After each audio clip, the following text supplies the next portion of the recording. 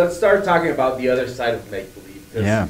I know you started during pandemic, and how was the whole process of making this album?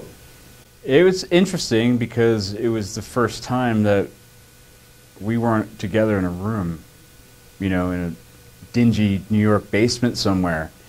And then, you know, I had recorded remotely, written songs remotely with other projects before, so it was no thing to me. But there was a kind of a concern, like, I can do this, but we all have to be on board, or else it won't work. If there's any resistance, they were fucked. Can I say that? Yeah. Okay. Because there's no recourse, you know? But it worked.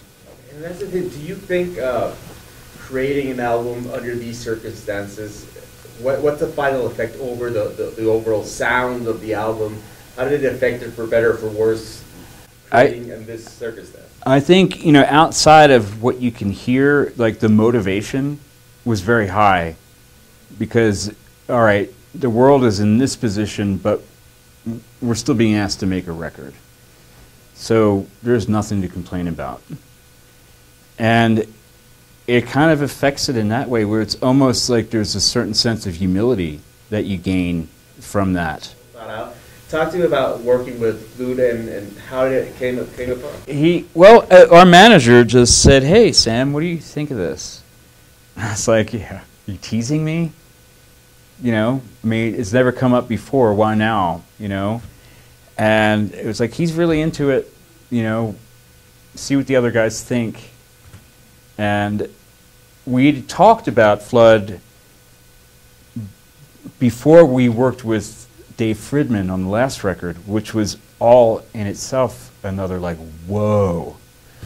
And I'll say this, like, if we didn't work with Fridman, it wouldn't have been successful with Flood, because we learned how to work with a real producer. For sure. You know, learned how to not to be intimidated by that and trust who you're working with. And just one experience informs the other. It's a bridge to your next. And like, what if bridge? Like, Fridman leads us to Flood. Fridman's even a fan, you know?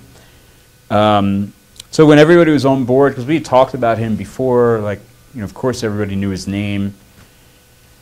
And then we had those boring Zoom chats, and then it became very apparent that this is the man for like, something good's going to happen.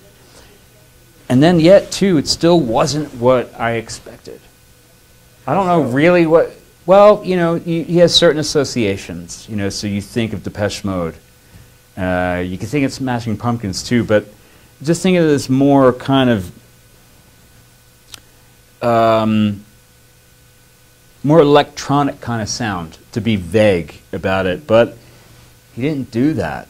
Like, he did create something that it gets really larger than life at times and kind of shrinks back down.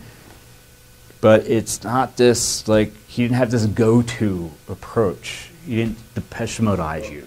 I know you get this question asked a lot, but you keep coming back to Mexico and Latin America, Gerald. What is it that keeps making you come back, and what do you think the Latin American fan has that connects so well with you guys? Passion.